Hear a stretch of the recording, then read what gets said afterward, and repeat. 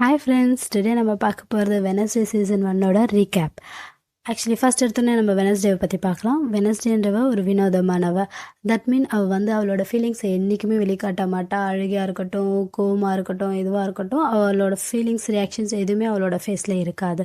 அந்த மாதிரி ஒரு வினோதமான பொண்ணு.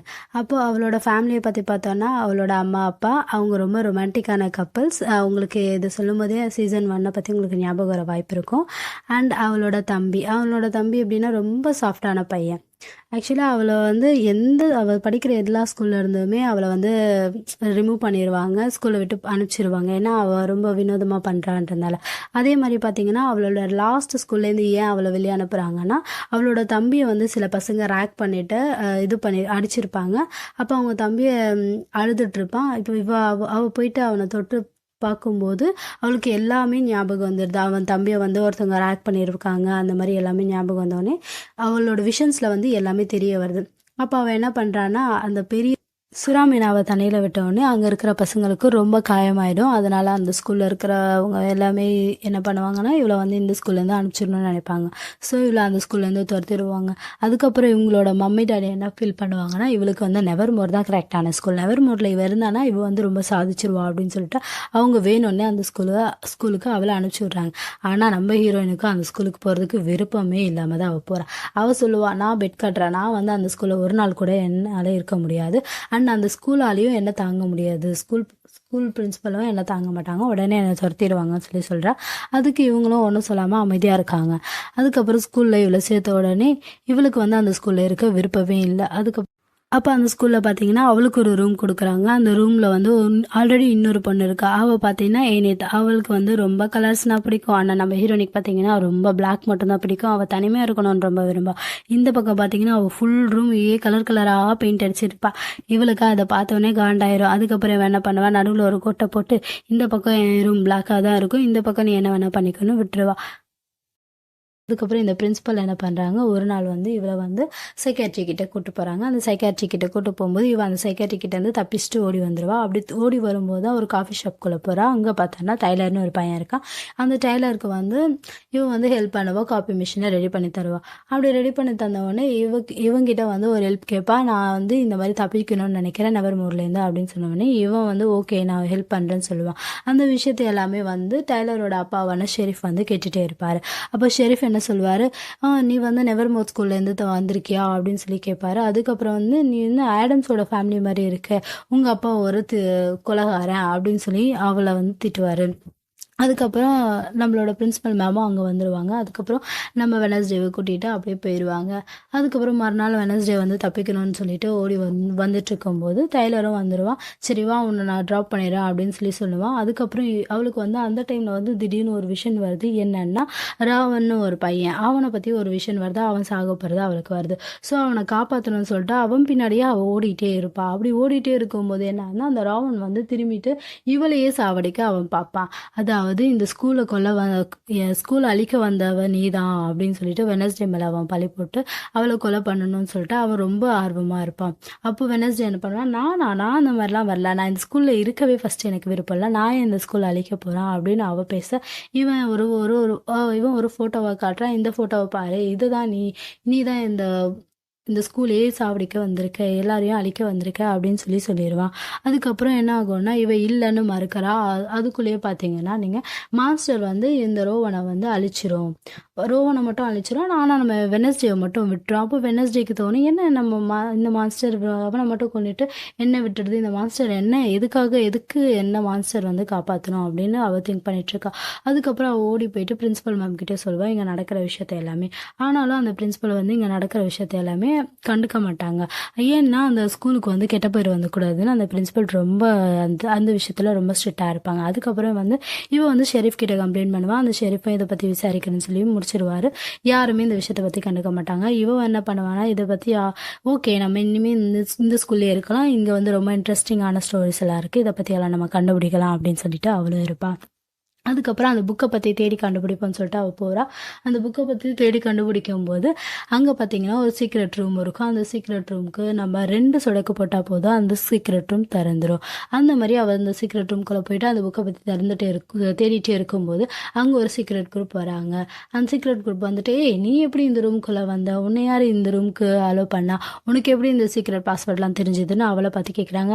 அவன் நக்கலா அதுக்கு பதில் சொல்கிறா, ஆமாம் இதுக்கெல்லாம் ஒரு சயின்டிஸ்டாக வருவாங்க, நான் 2 சொடக்கு போட்டவொடனே அந்த கதவு ரொம்ப திறந்துடுச்சு, நான் இந்த புக்கை தேடி தான் வந்தேன், எனக்கு வேறு எதுவும் இல்லை அப்படின்னு சொல்லிட்டு அவள் பாட்டு அந்த ரூம்லேருந்து போகிறா. அப்படி போகும்போது அவன் அந்த புக்கில் இருந்து இருக்கிற மீதி பக்கத்தையும் எடுத்து பார்த்தா இந்த பக்கம் ஒரு ஆள் நிற்கிற மாதிரி, இந்த பக்கம் அவள் நிற்கிற மாதிரியும் அவளுக்கு தெரியுது. ஆனாலும் அவள் ரொம்ப திங்க் பண்ணுறான், நம்ம இந்த ஸ்கூலில் கொல்ல போகிறோம், இந்த விஷயத்தை பற்றி நம்ம கண்டுபிடிச்சே ஆகணும்னு அவள் ரொம்ப ஆர்வமாயிட்டு அது கண்டுபிடிக்கலான்னு போயிட்டே இருக்கான். அப்படி போயிட்டே இருக்கும்போது மறுநாள் என்ன ஆகுதுன்னா, மறுபடியும் டைலரை பார்க்குறா. டைலர்கிட்ட பேசுகிறான். அதுக்கப்புறம் அந்த ஷெரீஃப் வந்துட்டு டைலரை கண்டித்து வைக்கிறான், நீ இனிமேல் வந்து வெனஸ்டே கிட்ட பேசக்கூடாது, அந்த நெவர்மோர்லேருந்து யார் வந்தாலும் அவங்கக்கிட்ட பேசக்கூடாதுன்னு சொல்கிறான்.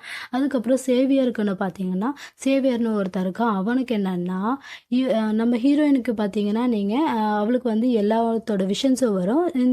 அதே மாதிரி தான் டிஃப்ரெண்ட் கைண்ட் ஆஃப் ஒரு விஷயந்தான் இந்த சேவியருக்கும் தோணும். அவனுக்கும் அதே மாதிரி ஒரு விஷன்ஸ் வராது, அவனுக்கு கனவு வரும். அதுக்கு பதிலாக அந்த கனவுல வந்து எல்லாமே மான்ஸ்டரை பற்றி எல்லாம் வரும்.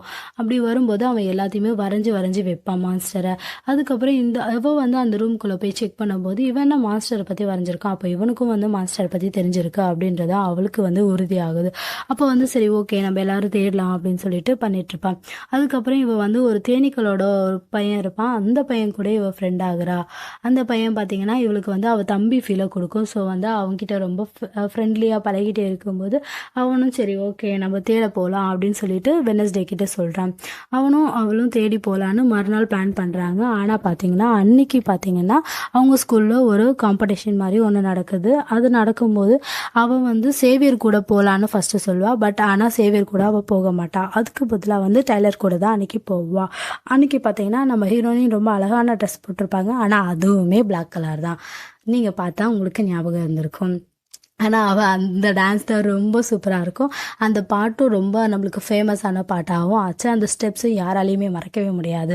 அன்றைக்கின்னு பார்த்து இந்த பையன் தேனீக்களோட பையன் வந்து அவகிட்ட பேசுவான், வெனஸ்டே நம்ம இன்றைக்கி போகலான்னு சொன்னியே, என்ன ஆச்சு, வா போகலாம் அப்படின்னு சொன்னவொடனே இவ சொல்கிறா, இல்லை நம்ம நாளைக்கு போகலான்டா, நீ இன்னைக்கு போ, வீட்டுக்கு போ அப்படின்னு சொல்லுவாள். ஆனால் அவன் கேட்கவே மாட்டான். அதுக்கு பதிலாக அவன் போயிட்டு நான் தனியாக போய் கண்டுபிடிக்கிறேன், என்னால் முடியும் அப்படின்னு சொல்லிட்டு அவன் ஒவ்வொரு பந்தாவாக ஓடி போயிடுறான். ஆனால் அங்கே போய் பார்த்தா அவனுக்கு ஒரு அதிர்ச்சி, அந்த மான்ஸ்டர் அவனையே தாக்க வந்துருச்சுங்க. அப்புறம் பார்த்தோன்னா நல்ல வேளை அவன் சாகலை, உயிரோட பொழைச்சி வந்துட்டான். ஆனால் ரொம்ப கஷ்டம். ஆனால் ரொம்ப சீரியஸ் கண்டிஷனில் இருந்தான் உயிரோடு இருந்தாலும். அதுக்கப்புறம் நம்ம ஹீரோயின் வந்து ரொம்ப பாவமாக வந்து அவங்ககிட்ட வந்து நிற்கிறாங்க மறுநாள் ஹாஸ்பிட்டலில். உன்னை யார் போக சொன்னா, நான் போக சொன்னேன்னா, நான் இல்லாமல் நீ ஏன் தனியாக போனேன்னு சொல்லிட்டு ரொம்ப வருத்தமாக அவள் இருப்பாள். என்றைக்குமே ஒரு ஃபீலிங்ஸை வெளிப்படுத்தாதவ அவங்ககிட்ட மட்டும் ஒரு ஃபீலிங்ஸை அவள் தனியாக வெளிப்படுத்துவாள். அது வந்து நம்ம பார்க்குறவங்க எல்லாருக்குமே தெரியும், நம்ம ஹீரோயினுக்கு மட்டும் தெரியாது. அவள் நார்மலாக இருக்கிற மாதிரியே அவள் நினச்சிப்பான். அந்த சீனை கட் பண்ணி பார்த்தோன்னா ஒரு நாள் பேரண்ட்ஸ் மீட்டிங் நடக்கும்போது அங்கேயும் போலீஸ் எல்லாம் வந்துட்டு இவளோட பேரண்டான அவங்க அப்பாவை வந்து கைது பண்ணிடுவாங்க. அப்படி கைது பண்ணும்போது இவளுக்கும் ஒன்றும் புரியல, என்னடா நடக்குதுன்னு சொல்லிட்டு அவளும் பார்த்துட்டே இருக்கா. அப்புறம் அவள் ஜெயிலுக்கு போயிட்டு அவங்க அப்பாவை மீட் பண்ணுறா. அப்போ என்னாச்சு, இந்த மாதிரிலாம் என்னாச்சுன்னு சொல்லி கேட்கும்போது அவர் சொல்கிறாரு, இந்த மாதிரி வந்து நான் அவனை கொல்லவே இல்லை, அவன் இறந்துட்டான், ஆனால் நான் கொண்டுட்டேன்னு சொல்லிட்டு இது பண்ணுறாங்க அப்படின்னு அவங்க அப்பா பொய்யான ஒரு கதையை சொல்லிடுவார். அதுக்கப்புறம் அவங்க மம்மி கிட்ட போய் கேட்குறாங்க, என்ன மம்மி ஆயிடுச்சு அப்படின்னு கேட்கும்போது அவங்க அம்மா சொல்கிறாங்க, அந்த பையன் வந்து என்னை லவ் பண்ணுறேன்னு சொல்லி இது பண்ணிட்டு இருந்தான். அன்னைக்குன்னு பார்க்கும்போது நான் தான் அவனை வந்து குத்திட்டேன், இந்த மாதிரிலாம் நடந்துடுச்சு, அந்த பழியை வந்து உங்கள் அப்பா எனக்காக ஏற்றுக்கிட்டு ஜெயிலுக்கு போயிருக்காரு, அதை வந்து நான் அன்றைக்கே சால்வ் பண்ணிவிட்டேன், அந்த பிரச்சனை வந்து மறுபடியும் தொடர்ந்து இப்போ வரையும் வருது அப்படின்னு சொல்லி சொன்னாங்க. அதுக்கப்புறம் சரி ஓகே மம்மி, நம்ம வந்து எப்படி அந்த கொலை நடந்தது சொல்லிட்டு அந்த பணத்தை தேடி பார்ப்போம் அப்படின்னு சொல்லிட்டு அவள் அந்த பணத்தை தேடி பார்க்கும்போது அந்த பணத்தோட கையில் வந்து ஒரே ஒரு விரல் மட்டும் ப்ளூ கலர் இருந்தது. ஸோ வந்து அந்த ஒரு அத்தாச்சி எடுத்துகிட்டு போயிட்டு அவள் வந்து மேயரை போய் பார்க்க போகிறா. மேயர்கிட்ட போயிட்டு சொல்கிறா, இந்த மாதிரி இந்த விரல் வந்து ப்ளூ கலர் ஆகுது, இது வந்து நைட் பாய்சனோட ஒரு விஷயந்தான். அப்போது வந்து இவன் தான் இந்த நெவர்மோரையை கொல்ல வந்திருக்கான், நீங்கள் வந்து எங்கள் அப்பா மேலே கொலைப்பள்ளி போட்டு எங்கள் அப்பா வச்சுருக்கீங்க ஜெயிலில் அப்படின்லாம் சொல்கிறா. அதுக்கப்புறம் அந்த மேயருக்கு ஆல்ரெடி இந்த விஷயம்லாம் தெரிஞ்சிருக்க போல் அவரும் சாதாரணமாக எடுத்துக்கிட்டு அவரும் அவங்க அப்பாவே ரிலீஸ் பண்ணிடுறாரு. அவங்க அப்பாவும் நிரபராதின்னு சொல்லிட்டு வெளியே வந்துடுறாரு. ஹாப்பியாக அங்கேருந்து கிளம்பிட்டாங்க. இப்போ பார்த்தீங்கன்னா நம்ம வெனஸ்டே அவங்களோட ரூமில் தூங்கிட்டு இருக்காங்க. அவங்க தூங்கும்போது அவங்களுக்கு ஒரு விஷன்ஸ் வருது. அந்த விஷன்ஸில் கேட் வருது. அந்த கேட்டுக்கிட்ட கூடி ஆடம்ஸ் நிற்கிற மாதிரியும் அவங்களுக்கு வருது. சில கனவுலாம் நிறைய கனவுலாம் அவளுக்கு கூடி ஆடம்ஸ் வராங்க. அப்போ என்ன பண்ணுறா, இந்த கேட்லாம் அவளுக்கு பார்க்கும்போது இந்த கேட் எங்கே பார்த்த மாதிரியோ அவளுக்கு தோணுது. உடனே அவள் என்ன பண்ணுவாள், சேவியர்கிட்ட போவாள். ஏன்னா சேவியருக்கும் அவளுக்கும் ஒரே மாதிரியான விஷன்ஸ் வந்து இவளுக்கு விஷன்ஸ் ஆகும், அவனுக்கு ட்ரீம் ஆகும் வரும். ஸோ அவங்ககிட்ட போய் ஹெல்ப் கேட்கலான்னு போவாள். அவன் பார்த்தானா அவங்ககிட்ட போய் கேட்பா, இந்த மாதிரி ஒரு கேட்டை நீ பார்த்தியான்னு சொல்லி கேட்கும்போது அவனும் ஆமாம் பார்த்துருக்கேன், நான் வரைஞ்சிருக்கேன்னு சொல்லுவான். அதுக்கப்புறம் அவனும் அந்த இடத்தையும் அவளுக்கு காமிப்பான். அதுக்கப்புறம் பார்த்தீங்கன்னா அவள் அந்த இடத்துக்கு போகிறதுக்கு முன்னாடியே மேயரும் அந்த இடத்துக்கு போயிருப்பார். அந்த இடத்துல மேயரும் ஏதோ ஒரு விஷயத்த கண்டுபிடிச்சிருப்பாரு. அந்த மேயர் ஷெரீஃப் கிட்ட இந்த விஷயத்த சொல்லணும்னு நினச்சிட்டு போவார். பட் அந்த போகிற வழியிலேயே நம்மளோட மேயரை கொன்றுவாங்க. அப்போது வந்து ஷெரீஃப் என்ன பண்ணுவான், என்னாச்சு மேயரை கொண்டுட்டாங்க அப்படி பார்க்கும்போது அந்த இடத்துலையும் நம்ம ஹீரோயின் வந்து மாட்டிக்கிறாங்க. அப்போ பார்த்தா ஷெரீஃப்க்கும் ஹீரோயின் மேலே ரொம்ப வெறுப்பு வந்துடுது. நீ இருக்கிற இடம்லாம் இந்த மாதிரி நடக்குது, உன்னால தான் ஒரு வேலை நடக்குதோ அப்படின்ற மாதிரி பண்ணுவான். அப்போ இவ சொல்லுவாள், என்னால் ஒன்றும் நடக்கல, நான் ஆதாரத்தை தேடி தான் போனேன், நீங்கள் தானே சொன்னீங்க ஆதாரம் இருந்தால் தான் கேஸ் எடுப்பேன்னு சொல்லிட்டு, ஸோ நான் அந்த ஆதாரத்தை தேடி போனேன் அப்படின்னு சொல்லுவாள். அதுக்கப்புறம் அந்த ரூமை பற்றியும் அவள் சொல்லுவாள், இந்த ரூமில் யார் இருக்காங்க எனக்கு தெரியுது அப்படின்னு சொல்லுவாள். அவர் அதை நம்ப மாட்டார். நீ எவிடன்ஸ் கொண்டு வா, அப்போ பார்த்துக்கலாம் அப்படின்னு சொல்லி விட்டுருவார். அப்போ மறுபடியும் கட் பண்ணால் அவன் வந்து மறுபடியும் அவங்க வீட்டுக்கு போகிறா. மறுபடியும் அந்த தூங்கும்போது அவளுக்கு மறுபடியும் விஷன்ஸ் வருது. கூடி ஆடம்ஸ் அந்த விஷனில் வராங்க. அந்த விஷனில் வரும்போது அவள் கூடி ஆடம்ஸ் ஒரு ஆபத்தான நிலைமையில இருக்கிற மாதிரியும் அவங்க எல்லா மக்களையும் அவங்க தீ வச்சு கொடுத்துற மாதிரியும் அவளுக்கு ஒரு கனவு வருது. அந்த கனவு வந்தவொடனே அவள் எழுந்திரிச்சு பார்க்கும்போது இந்த மாதிரி கனவுல வந்ததில்ல, என்னது நம்மள மாதிரி ஒருத்தவங்க இருக்காங்களே அவங்க அப்படின்னு பார்க்கும்போது அவளோட முன்னோர்கள் தான் கூடி ஆடம்ஸ். அவளுக்கு கனவுல நடந்த விஷயத்தெல்லாம் நினச்சிட்டு அதுக்கப்புறம் மறுநாள் வந்து அவள் பார்க்குறா, இந்த மாதிரி கிராக் ஸ்டோனா யார், மேஜிக் மேனா யாருன்னு சொல்லிட்டு அவள் ரொம்ப ஆர்வமாக வந்து அதை தேடி பார்க்குறா. அப்போ தான் மறுநாள் வந்து அவரோட சில திறப்பு விழா இருக்கும். அதுக்கு முன்னாடி வந்து அங்கே நடக்கிற எல்லா விஷயத்தையும் அவங்களுக்கு கற்றுத்தரணும்னு சொல்லிட்டு கூப்பிட்டு போவாங்க ஒரு டீச்சர். அங்கே வந்து அவள் வந்து ஒரு ரூமை பார்ப்பா. அந்த ரூமை அவளுக்கு டச் பண்ண உடனே அவளுக்கு ஒரு விஷன் வருது. அங்கேயும் கூடி ஆடம்ஸ் வராங்க. அங்கே தான் பார்த்தீங்கன்னா அந்த கிராக் ஸ்டோன் வந்து எல்லாரையுமே வந்து அந்த ரூமில் அடைச்சிட்டு கொளுத்தி விட்டுருவோம். எல்லாரும் செத்து போயிடுவாங்க. அதில் கூடி ஆடம்ஸ் மட்டும் தப்பிச்சிட்டு இருப்பாங்க. அந்த கூடி ஆடம்ஸ் தப்பிச்சதும் இல்லாமல் நம்ம கிராக் ஸ்டோனை வந்து கொன்னுருவாங்க. அந்த சிலை திறப்பு விழாக்கு அவள் போகும்போது இவளுக்கு எல்லா விஷயமும் தெரிய வரதில்ல. முன்னாடி நாளே இவன் தான் எல்லாரையும் வந்து கொண்டிருக்கா. ஸோ இந்த சிலை திறப்பு விழாவை அவங்க ஒழுங்காக பண்ணக்கூடாதுன்னா அந்த சிலையவே கொளுத்து விட்டுருவா. அப்போ வந்து பிரின்சிபல் மேடத்துக்கு தெரியுது இவ தான் இந்த விஷயத்தெல்லாம் பண்ணியிருக்கான்னு சொல்லிட்டு. அப்போ அவங்க வந்து இவளை கத்தி விட்டுருவாங்க. இந்த மாதிரிலாம் பண்ணாத, இந்த மாதிரிலாம் பண்ணிங்கன்னா நீ நெவர் முறையில் இனிமேல் இருக்கவே முடியாதுன்னு சொல்லிட்டு அவளை கடுமையாக கண்டிச்சுட்டு போயிடுறாங்க. அதுக்கப்புறம் இவன் என்ன பண்ணுவானா, மறுபடியும் அந்த கிராக் ஸ்டோனை எப்படியாச்சும் நம்ம இது பண்ணணும் பார்க்கணும்னு சொல்லிட்டு அவள் ரொம்ப இது பண்ணிட்டு இருப்பா. அப்போ மறுபடியும் இன்னொரு விஷயத்த அவள் விஷனுக்கு வரும்போது அவள் மறுபடியும் யோசிச்சு பார்ப்பா, கூடி ஆடம்ஸ் ஏதோ சொன்னாங்களே நமக்கு அப்படின்னு சொல்றதையும் அவள் யோசிச்சு பார்ப்பா. அதை பற்றி யோசிச்சுட்டே இருக்கும்போது மறுபடியும் இவன் என்ன பண்ணுவான்னா சேவியர் கிட்ட போய் பார்ப்பா. சேவியர் ஏதாச்சும் வரைஞ்சி வச்சிருக்கானா, புதுசாக ஏதாச்சும் வரைஞ்சிருக்கானா அப்படின்னு சொல்லி செக் பண்ண பார்ப்பா. அதுக்கப்புறம் பார்த்தா இவளுக்கு ஃபுல்லாகவே சேவியர் மேலேயே டவுட்டாக வந்துடுது. சேவியர் தான் ஒரு வேளை இதெல்லாம் பண்ணியிருப்பான்னு சொல்லிட்டு சேவியர் மேலே எப்போ இந்த மாதிரி மான்ஸ்டர் வரும்னு சொல்லிட்டு அவள் செக் பண்ணிகிட்டே இருப்பாள். அப்போ வந்து இந்த குரூப் ஆஃப் சீக்ரெட் பீப்புளையும் கூப்பிட்டு போவா. சேவியர் தான் இந்த கொலைகாரன் அப்படின்னு சொல்லிட்டு மான்ஸ்டர் அப்படின்லாம் அவள் சொல்லுவாள். ஆனால் இவனை வந்து அவள் ரொம்ப துன்புறுத்துவான். அவனுக்கு ஆனால் மான்ஸ்டரோட எந்த ஒரு ஃபீலிங்ஸும் அவனுக்கு வராது. பட் ஆனால் இவன் தான் பண்ணான்னு சொல்லிட்டு இவனை எடுத்துகிட்டு போய் அந்த ஷெரீஃப் கிட்ட மாட்டி விட்டுருவா. அவனையும் ஜெயிலில் போட்டு தூக்கி போட்டுருவாங்க. அதுக்கப்புறம் நம்ம ஹீரோயின் என்ன பண்ணுவாங்க, சரி ஓகே மாஸ்டர் தான் நமக்கு பிடிச்சி கொடுத்துட்டோம், நம்ம போயிட்டு டைலரை போய் மீட் பண்ணுவோம் சொல்லிட்டு டைலரை போய் மீட் பண்ணுறாங்க. பட் டைலரை போய் கிஸ் பண்ணும்போது நம்ம ஹீரோயினுக்கு வந்து விஷன்ஸ் எல்லாமே வந்துடுது, டைலர் தான் மான்ஸ்டர்ன்னு. அதுக்கப்புறம் இவங்க அதை பற்றி தெரிஞ்சுக்கிட்டோன்னே அந்த டைலரையும் இவங்களையும் மிரட்ட ஆரம்பிச்சிடறான். நெக்ஸ்ட் நீ மட்டும்தான் இருக்க, உன்னையும் சாப்பிடிச்சிருவான் அப்படின்னு சொல்லி அவன் ரொம்ப திமிரா பேசுவான். அதுக்கப்புறம் பார்த்தீங்கன்னா இவன் வந்து இவனோட ஆட்டி படிக்கிறவை அவனு தெரிஞ்சுக்கணும்னு சொல்லிட்டு இருக்கும்போது அவனுக்கு வந்து அன்னைக்கு தேனீக்களோட ஒரு பையன் இருக்கால, அவனை சாவடிக்க மான்ஸ்டர் பண்ணப்போ அந்த பையன் ஒரு எவிடன்ஸ் சொல்லியிருப்பான். அந்த ஒரு லேடி வந்து ரெட் கலர் ஷூ போட்டிருப்பாங்க அப்படின்னு சொல்லிட்டு. அப்போ இவளுக்கு ஞாபகம் வருது, ரெட் கலர் ஷூ போட்டிருக்கிறது அவங்க மேம் ஒருத்தவங்க மட்டும்தான். சரி ஓகே அவங்க தான் அந்த லாரன்ஸாக இருக்க முடியும், கிராக் ஸ்டோனோட ஒரு ஃபேமிலியோட ஒரு மெம்பர் அப்படின்னு சொல்கிறத அவள் கண்டுபிடிச்சிருவா. அதுக்கப்புறம் இவ போயிட்டு டைலர் மாதிரியே டைலர் கூட போயிட்டு அவங்க கிட்ட காட்டுவான், நீ வந்து இவனை வச்சுட்டு தானே இது எல்லாமே பண்ணுற, நீ தானே எல்லாரையும் கொல்ற அப்படின்னு சொல்லி கேட்கும்போது அவங்க என்ன சொல்கிறாங்க, ஆமாம் இப்போ என்ன இவன் உன்னையும் கொல்லுவான் நான் சொன்னான் அப்படின்னு சொல்லுவாங்க. அப்போ பார்த்தானே இவன் சொல்லுவா, இவன் டைலர் கிடையாது நம்மளோட பிரின்சிபல் மேம்னு நக்கலாக சொல்லுவா. அப்போ அவள் என்ன பண்ணுவான்னா, பிரின்சிபல் மேமா அப்படின்னு சொல்லி பார்த்தா பிரின்சிபல் மேமுக்கு மட்டும்தான் ஒருத்தவங்க உருவத்துலேருந்து இன்னொருத்தவங்க உருவத்துக்கு மாறுற ஒரு சக்தி இருக்கும், அது அவங்களோட ஸ்பெஷல் கேரக்டர். அப்போ என்ன நடக்கும்னா, இவன் என்ன பண்ணுவான்னா உடனே பிரின்சிபல் மேடத்தை அந்த நைட் சைட் பாய்சனை வச்சு கொன்றுவா. அதுக்கப்புறம் இவளால் எதுவுமே பண்ண முடியாமல் போயிடும். நம்ம ஹீரோயினையும் அடித்து தூக்கிட்டு போயிடுவா ஒரு ரூமுக்கு. அங்கே பார்த்தீங்கன்னா அவங்க அப்பாவான கிராக் ஸ்டோனை வந்து அவள் உயிரோட வர வைக்கிறதுக்காக தான் இத்தனை வேலையும் பண்ணிகிட்ருப்பா. அதுக்கப்புறம் அந்த கிராக் ஸ்டோனை உயிரோட வர வைப்பா, இந்த நம்ம ஹீரோயினையும் அடித்து தூக்கி போட்டிருப்பா. அதுக்கப்புறம் நெவர்மோரை கொள்றதுக்காகவும் அவள் பிளான் பண்ணுவாள். அதுக்கப்புறம் பார்த்தீங்கன்னா அங்கேயும் கூடி ஆடம்ஸ் மறுபடியும் வந்து அவளுக்கு ஹெல்ப் பண்ணுவாங்க.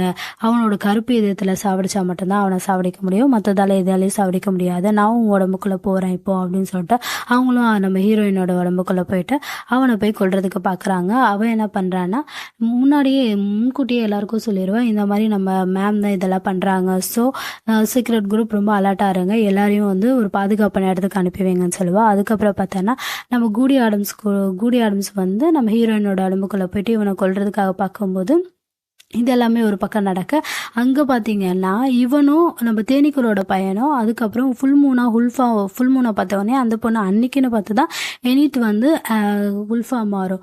அப்போ வந்து அந்த உல்ஃப் வந்து ஒரு ஹெல்ப் பண்ணும், என்னென்னா அன்னைக்கு தான் ஃபைட் பண்ணும் நம்மளோட டைலரான மான்ஸ்டர் கூட அவள் ஃபைட் பண்ணி அதை வின் பண்ணிடுவா. அவளோட வாழ்க்கையில் அவளும் ஒரு முயற்சி எடுத்து அவளும் ஒரு உல்ஃபா மாறிடுவா. அதுக்கப்புறம் பார்த்தீங்கன்னா இந்த சைட் பார்த்தீங்கன்னா நம்ம பிரியங்கா இவங்க எல்லாருமே வந்து போராடிட்டு இருப்பாங்க நம்ம மக்களை, நவர்மூர் மக்களை காப்பாற்றுறதுக்காக. அதுக்கப்புறம் நம்ம ஹீரோயினும் அவனை கொன்றுவாங்க, அவனோட கருப்பு இதயத்தை ஊற்றிடுவாங்க, அவனும் செத்து போயிடுவான். இவ கிராக் ஸ்டோனையும் கொண்டுடுறான். அதுக்கப்புறம் பார்த்தீங்கன்னா ப்ரொஃபஸர் வராங்க. ப்ரொஃபஸர் வந்துட்டு நான் இருக்கும்போது இவங்களெல்லாம் உயிரோட விட மாட்டேன் அப்படின்னு சொல்லிட்டு அந்த ப்ரொஃபஸர் நக்கலாக சொல்கிறாங்க. அப்போ என்ன பண்ணுறான், யூஜின் வந்துட்டு அந்த தேனீக்களெல்லாம் கொண்டு வந்து அந்த ப்ரொஃபஸர் கதையை முடிச்சிடறான்.